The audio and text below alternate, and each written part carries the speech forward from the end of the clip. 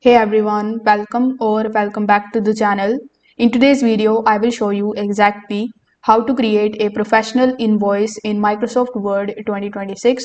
So whether you are a freelancer, small business owner, or just billing for a one-time job, this quick guide is going to help you make a clean and ready to send invoice in just a few minutes.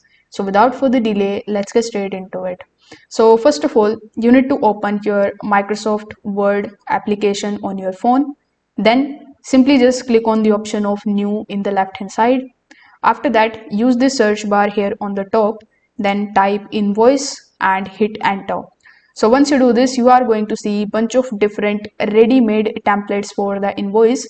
So you can choose any of the invoice template in which you are interested. So to me, I like this particular template over here. So when you click on the invoice template, simply click on the option of create. Now it is going to open this particular template in your Word document editor.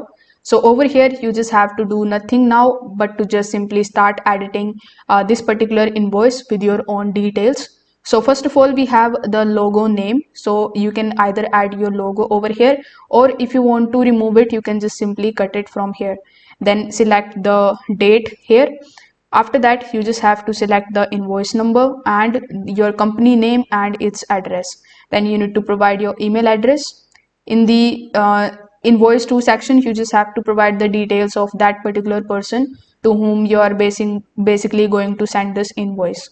After that, we have the options or the tables that are available here in the bottom.